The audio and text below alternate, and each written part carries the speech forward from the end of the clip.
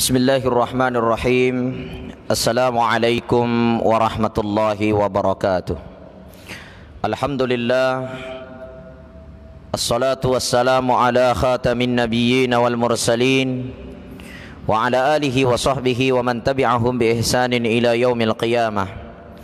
Allahumma salli wa sallim wa karrim ala sayyidina wa maulana wa habibina wa syafi'ina wa qudwatina Muhammadin sallallahu alaihi wasallam wa ala millati abina Ibrahim hanifa wa ma kana minal musyrikin. Allahumma inna nas'alukal huda wat tuqa wal afafa wal ghina. Allahumma inna na'udzubika minal kufri wal fakhri wa na'udzubika min adzabil qabri la ilaha illa anta. Allahumma inna na'udzu bika minal hammi wal hazan wa na'udzu bika minal ajzi wal kasal wa na'udzu bika minal jubni wal bukhl wa na'udzu bika min galabatid daini wa qahrir rijal. Allahumma afini fi badani, Allahumma afini fi sam'i, Allahumma afini fi basari. Allahumma anta rabbi la ilaha illa anta khalaqtani wa ana abduka wa ana ala ahdika wa wa'dika mastata'tu. A'udzu bika min syarri ma sana'tu, abu'u laka bi ni'matika alayya wa abu'u bi dhanbi faghfirli fa innahu la yaghfiruz dzunuba illa anta. Amsayna wa amsahal mulku lillah walhamdulillahi la syarika laka falakal hamdu wa lakas syukru. Radina billahi rabba wa bil islami dina wa bi Muhammadin nabiyya wa rasulah. Allahumma inna nas'aluka hubbaka wa hubba man yuhibbuka wa hubba amali yuqarribuna ila hubbika. Allahumma inna na'udzu bika min kulli bala'in wal waba. Allahumma inna na'udzu bika min fitnatid dunya wa na'udzu bika min fitnati dajjal wa na'udzu bika min fitnatin nisa wa na'udzu bika min fitnatil mahya wal mamat. Rabbana zalamna anfusana wa illam taghfir lana wa tarhamna lanakunanna minal khasirin. Rabbana hab lana min azwajina wa dhurriyyatina qurrata a'yunin waj'alna lil muttaqina imama. Rabbana atina fid dunya hasanah wa fil akhirati hasanatan wa qina adzaban nar. Allahumma 'allimna ma yanfa'una ya Allah ya Rahman ya Rahim. Ya Allah biha, ya Allah biha, ya Allah biha, ya Allah bihusnil khatimah. Ya Allah biha, ya Allah biha, ya Allah biha, ya Allah bihusnil khatimah. Ya Allah biha, ya Allah biha, ya Allah biha, ya Allah bihusnil khatimah. Pemirsa Facebook dimanapun berada, alhamdulillah, dan insyaallah kita akan melanjutkan kajian ta'lim kita, yaitu Kitabul Al-Hikam, di mana kitab Syarhul Hikam ini adalah kitab yang sangat enak untuk kita jadikan sebagai penyejuk qalbu, ya, penyejuk bagi hati kita agar menjadi hati-hati yang sa'adah, hati-hati yang tenang, hati-hati yang bahagia. Karena hanya dengan hati yang bahagia, hati yang tenang, hati yang mutmainnah yang akan mendapatkan kebahagiaan dunia dan akhirat. Sebagaimana dalam Al-Quran, ya ayyatuhan nafsul mutmainnah irji'i ila rabbiki radiyatan mardiyah fadkhuli fi ibadi wadkhuli jannati. Jadi Allah katakan, ya ayyatuhan nafsul mutmainnah, wahai jiwa-jiwa yang tenang, Wahai hati-hati yang tenang, wahai hati yang pasrah kepada Allah, hati yang berserah kepada Allah, hati yang hanya mengharap kepada Allah, hati hanya terpaut kepada Allah. Apa kata Allah? Irji'i ila rabbiki radiyatan mardiyah. Kembalilah kepada Tuhanmu dalam keadaan ridho dan diridhoi oleh Allah Subhanahu wa taala. Fadkhuli fi ibadi, masuklah sebagai golongan hambaku. Fadkhuli jannati, dan masuklah dalam golongan orang-orang ahli syurgaku. Jadi Bapak Ibu pemirsa Facebook dimanapun berada, mari kita ikuti kajian online kitab Syarhul Hikam. Mudah-mudahan kita mendapatkan berbagai hal yang bisa menjadi hasanah keilmuan bagi kita, sehingga hati kita diantarkan oleh Allah Subhanahu wa taala menjadi hati-hati yang mutmainnah, hati-hati yang sempurna penghambaannya kepada Allah Subhanahu wa taala.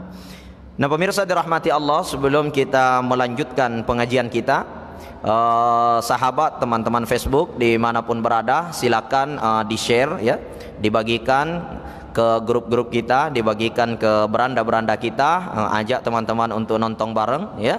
Mudah-mudahan kajian kita ini membawa keberkahan dalam kehidupan kita, sehingga yang duduk sejenak menghabiskan qautanya, ya menghabiskan waktunya sejenak ya.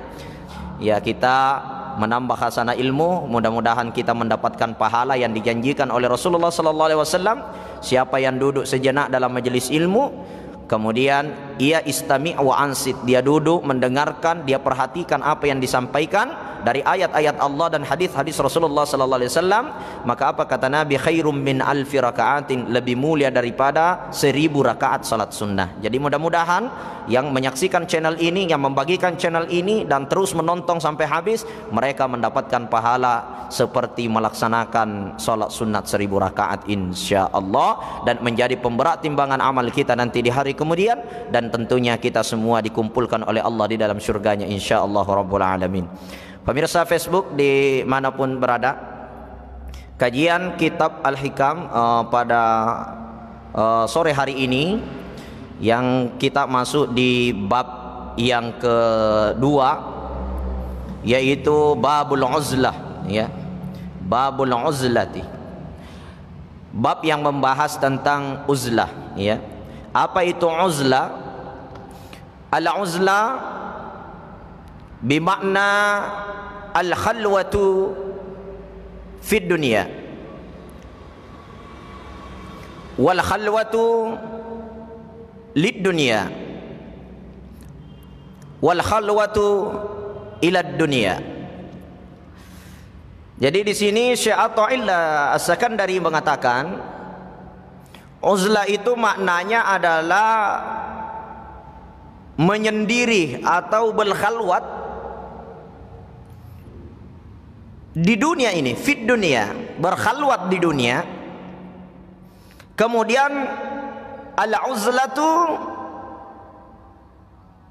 al-khalwatu minad dunia, juga berkhalwat dari dunia. Jadi perbedaannya, kita berkhalwat di dunia, kemudian tentunya berkhalwat dari dunia, kemudian al-khalwatu ila dunia, kita berkhalwat kepada dunia ya. Maknanya adalah khalwat atau uzlah itu adalah berada di dunia ya. Ini penjelasan Hujjatul Islam Imam Al-Ghazali.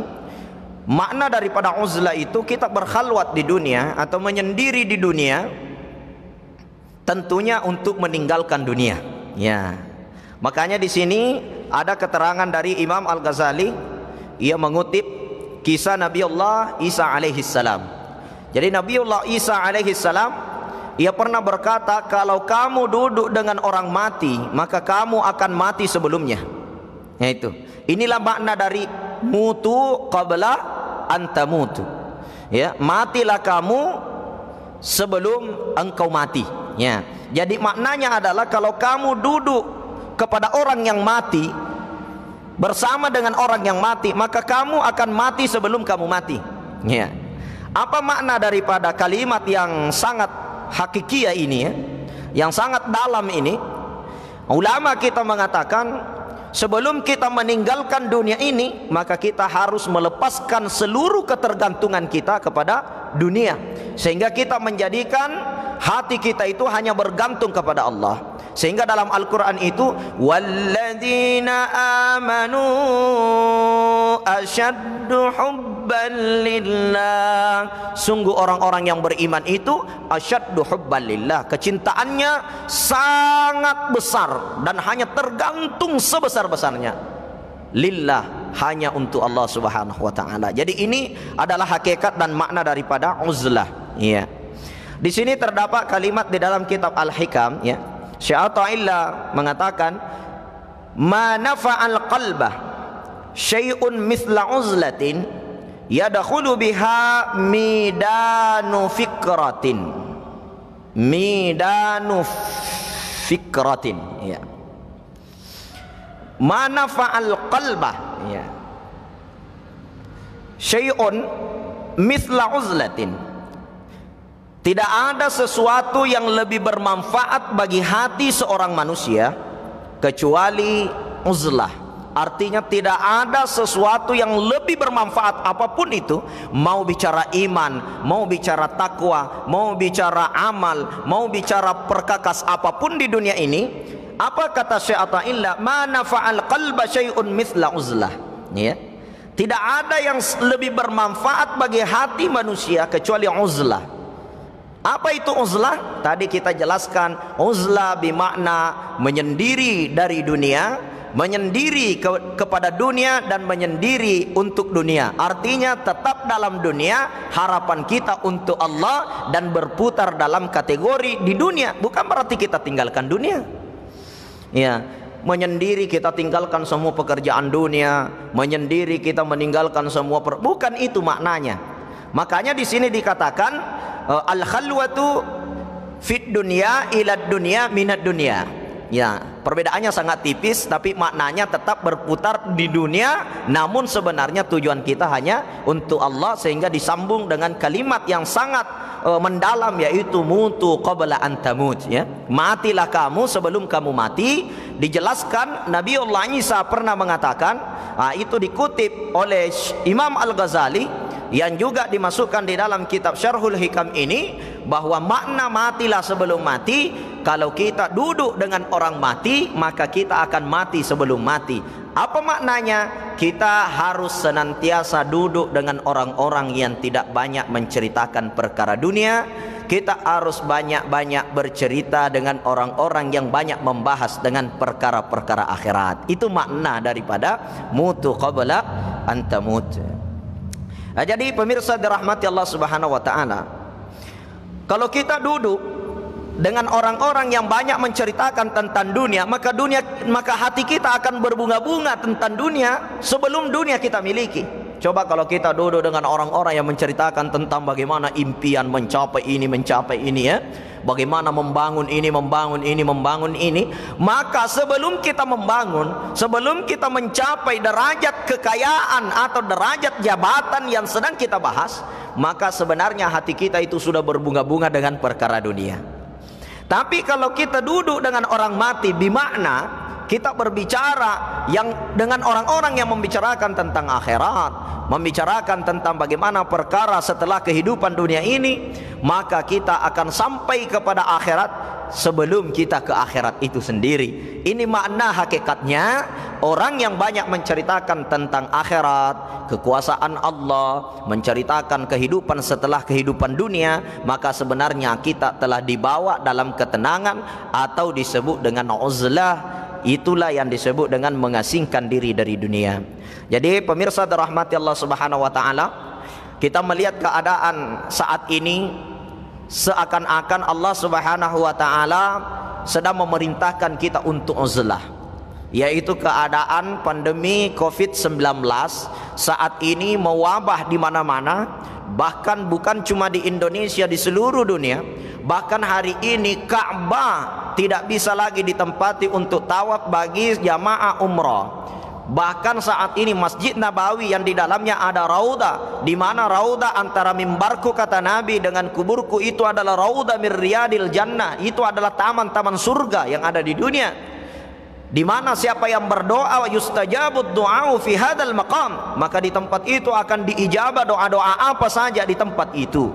Namun hari ini seakan-akan kita dipaksa oleh Allah untuk mengamalkan uzlah ini, ya, yaitu mengamalkan amalan mengasingkan diri dari perkara dunia, dan kita hanya bercakap-cakap dengan Allah, yang terpanggil hanya Allah dalam kesendirian. Sehingga saat ini kita dihimbau untuk menyendiri, untuk tinggal di rumah. Itu adalah salah satu pelajaran besar bagi orang-orang yang beriman, bagi orang-orang yang berfikir, orang-orang yang menanamkan keyakinan kepada Allah, bahwa sebenarnya kita sedang dipanggil oleh Allah untuk bercumbu rayu dengan Allah, untuk bermesraan dengan Allah. Di balik kesendirian kita hanya ada Allah dengan kita, yang tentunya uzlah itu bertujuan untuk membersihkan hati, untuk mensucikan jiwa. Dan inilah yang diamalkan Rasulullah sebelum menerima wahyu pertama di Gua Hira. Rasulullah dipanggil uzlah di dalam goa,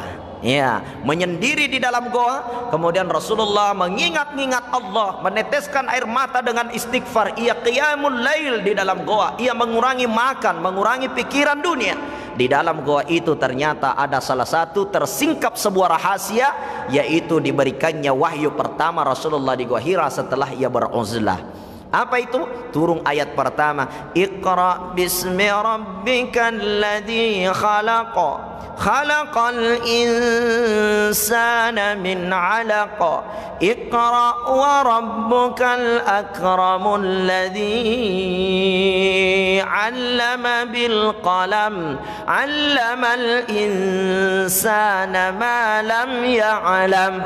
Ini pemirsa dirahmati Allah Subhanahu wa taala, turun ayat Iqra bismi rabbikal ladzi khalaq. Bacalah nama Tuhanmu, Tuhan yang telah menciptakanmu. Ya, ini wahyu pertama. Kapan Al-Quran sebagai mukjizat paling agung bagi Nabi sallallahu alaihi wasallam diturunkan? Ya tentunya pada saat Rasulullah berada dalam Gua Hira. Saat itu Rasulullah menyendiri dalam keadaan uzlah.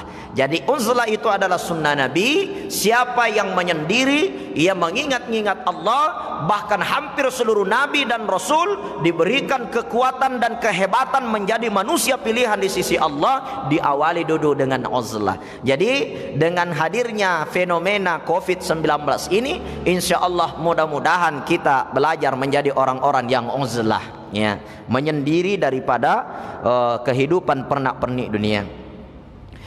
Kemudian di sini Syekh Athaillah As-Sakandari mengatakan, kullu syai'in khalaqtahu jismun wa ruhun.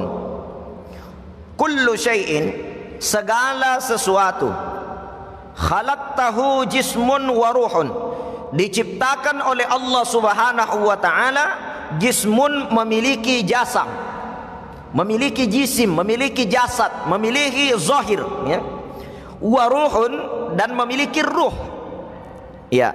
Jadi kullu syai'in khalaqtahu jismun wa ruhun, segala sesuatu diciptakan oleh Allah. Jadi sebelum diciptakan sesuatu itu, pada saat Allah Subhanahu wa taala mengadakan, ya, dari sesuatu yang tidak ada, kemudian diadakan oleh Allah Subhanahu wa taala jismun wa ruhun, semuanya memiliki jisim dan roh. Jadi keyakinan Ahlus Sunnah wal Jamaah, ya, bahwa segala sesuatu diciptakan oleh Allah itu semua ada rohnya, ya. Mau batu, mau tanah, mau kayu, semua ada rohnya, ya. Semua ada rohnya, diciptakan oleh Allah Ta'ala, ya. Apapun itu. Jadi segala sesuatu dari tidak ada menjadi ada. Pada saat Allah mengadakan sesuatu itu, diciptakan oleh Allah. Di sini katakan khalaqtahu jismun wa ruhun, diadakan oleh Allah Subhanahu wa taala dengan keberadaan yang memiliki jisim dan roh, ya, memiliki jasad dan roh, memiliki lahir dan batin. Kemudian di sini dikatakan jismul ibadah qaimatun wa arwahuha ikhlasun. Jismul ibadah qaimatun, jisimnya ibadah atau zahirnya sebuah ibadah Qaimatun, mendirikan ibadah itu sendiri. Wa arwahuha ikhlasun, dan ruhnya ibadah itu adalah ikhlas. Jadi makna daripada kalimat ini kita mencoba menjabarkan, kullu syai'in khalaqtahu jismun wa ruhun, segala sesuatu diciptakan oleh Allah memiliki jasam dan roh, memiliki zahir dan batin. Jismul ibadati qaimatun, jisimnya ibadah, zahirnya ibadah, qaimatun, mendirikan ibadah itu sendiri. Jadi ketika kita mendirikan suatu ibadah, itu adalah jasamnya ibadah. Kita sedang sholat, itu adalah jasam, hanya zahir saja. Kita melaksanakan puasa, menahan lapar, menahan haus, tidak makan, tidak minum, itu jisim, itu adalah zahirnya ibadah. Kita hari ini banyak berdebat hanya karena persoalan jismul ibadah. Ya, bagaimana celana di atas mata kaki, bagaimana salat dirapatkan dempet-dempetan, ya, bagaimana kita memperlihatkan asarus sujud, di mana di jidat kita kelihatan bahwa ahli sujud, di mana kita rajin ke masjid berjamaah, di mana kita datang pergi umrah dengan menggunakan kelas VIP, menggunakan hotel-hotel mewah. Apa kata Syekh Athaillah, hadza jismul ibadah, ini hanya jisimnya ibadah, zahirnya ibadah. Jismul ibadati qaimatun, karena jisimnya ibadah itu adalah qaimatun, mendirikan ibadah itu sendiri. Jadi apa yang kita lakukan, puasa kita, haji kita, itu adalah jasamnya ibadah. Lalu di sini dikatakan wa arwahuha ikhlasun, ruhnya ibadah itu adalah ikhlas. Jadi pada hakikatnya kullu ibadah, semua ibadah yang kita lakukan sebenarnya itu adalah jismul ibadah. Mau puasa, mau zakat, mau naik haji, mau umrah, ya, mau bantu sesama, pada hakikatnya itu adalah jasamnya ibadah. Ya. Kemudian di mana letak ruhnya ibadah itu? Dikatakan wa arwahuha ikhlasun, ruhnya ibadah itu adalah ikhlas. Jadi pada hakikatnya sebaik apapun kita melaksanakan suatu amalan, setinggi apapun kelihatan ibadah yang kita lakukan, sebanyak apapun rakaat ibadah, rakaat salat yang kita lakukan, serajin apapun kita datang ke masjid untuk berjamaah, bila ruhnya ibadah itu tidak ada, apa kata Syekh Athaillah As-Sakandari, hadza ibadatun raddun, sesungguhnya inilah ibadah yang tertolak. Ibadah yang tidak diterima, ibadah yang mati, ibadah yang tidak punya apa-apa. Jadi pemirsa dirahmati Allah Subhanahu wa taala, disinilah kita kadang-kadang menjumpai orang-orang yang berdoa di tengah masjid menetes air mata, ya Allah, ya Allah, ya Tuhan kami. Dia duduk termenung, semua orang sudah keluar dari masjid, dia masih doa, ya Allah, ya Allah. Datanglah seseorang yang melihat secara jisim, secara zahir, luar biasa, ini ahli ibadah betul. Semua orang sudah keluar, dia masih berdoa. Ternyata dia tinggal di masjid, dia tersungku menangis-nangis karena lagi banyak utang tidak bisa dilunasin. Makanya dia tinggal di masjid, ya Allah, ya Allah. Datanglah orang, wah ternyata ini ahli ibadah betul, ini orang paling khusyuk. Ya, jadi kita tidak bisa menilai seseorang dari zahirnya saja.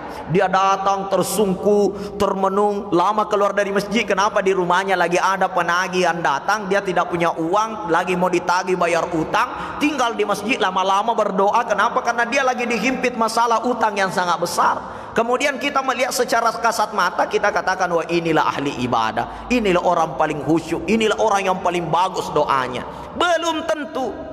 Makanya jangan kita melihat seseorang hanya berdasarkan dari kasat mata kita. Kita memandang hanya kasat mata kita, kita menilai dengan penglihatan mata kita. Karena apa kata Syekh Athaillah As-Sakandari, kullu syai'in khalaqtahu jismun wa ruhun, segala sesuatu memiliki jasad dan roh, segala sesuatu memiliki zahir dan batin. Jismul ibadati qaimatun, pada hakikatnya jasadnya ibadah, zahirnya ibadah adalah qaimatun, mendirikan ibadah itu sendiri. Kita melaksanakan salat, kita puasa, kita zakat, kita berdoa, kita berhaji, kita berumrah, hakikatnya itu adalah jismul ibadah. Itu adalah zahirnya ibadah. Di mana letaknya ruhnya ibadah? Di sini dikatakan wa arwahuha ikhlasun, ruhnya ibadah adalah ikhlas. Sebanyak apapun sedekah tidak ada ruhnya, apa kata Syekh Atha, illa raddun tertolak. Sebanyak apapun zakat tapi tidak ikhlas, raddun tertolak. Sebanyak apapun rakaat salat, dia datang berjamaah di masjid tapi hanya karena ingin dianggap sebagai ahli ibadah. Ya, bahkan dalam satu riwayat, Pak, ya, ada seorang sahabat Nabi, dia gagah-gagahan di medan perang. Begitu hebatnya dia berperang sampai berdarah-darah seluruh badannya. Ia tetap tersenyum dan semangat dalam perang. Ya, kemudian ia meninggal dunia. Nabi katakan ahlun nar, dia adalah ahli neraka. Sahabat protes, ya Rasulullah, bukankah dia ahli perang? Bukankah dia telah berjihad di jalan Allah? Kata Rasulullah, tidak, mereka dusta. Mereka berperang hanya karena ingin dianggap orang gagah berani, orang yang hebat. Jadi kita tidak bisa menilai amalan seseorang hanya berdasarkan jismul ibadah. Hanya dengan melaksanakan ibadah itu sendiri kita menilai bahwa dialah orang yang telah betul-betul beribadah. Tidak bisa. Ya. Karena ruhnya ibadah itu adalah ikhlas. Nih, keikhlasan dari hati kita. Itulah ruhnya ibadah. Nah, jamaah pemirsa Facebook dimanapun berada, nah ini penting, ini kita perhatikan, Pak. Ya, seperti yang saya gambarkan tadi. Ada seseorang yang duduk di masjid termenung, dia berdoa menitis air matanya, ya Allah, tolong ya Allah, ya Allah. Datanglah orang melihat secara kasat mata, oh inilah orang ahli ibadah, inilah orang yang paling khusyuk, inilah orang yang paling hebat ibadahnya. Ya, semua orang sudah keluar, dia masih menangis-nangis berdoa. Ternyata orang yang duduk termenung itu, dia lagi banyak utang, tidak bisa bayar, ada penagih datang di rumahnya, makanya lama duduk di masjid. Ya Allah, ya Allah. Bukan karena khusyuk, bukan karena ahli ibadah, bukan karena dia hebat dalam berdoa, akan tetapi karena mereka sedang dirundung masalah besar. Bukan karena keikhlasan murni. Jadi kita tidak boleh menilai seseorang hanya berdasarkan apa yang ia lakukan, karena sesungguhnya apa kata Syekh Atha, illa itulah jismul ibadah. Maka dari itu di sini juga terdapat ungkapan, ada orang yang melaksanakan amal ibadah, sesungguhnya ibadah yang dia lakukan itu kelihatannya amalan akhirat.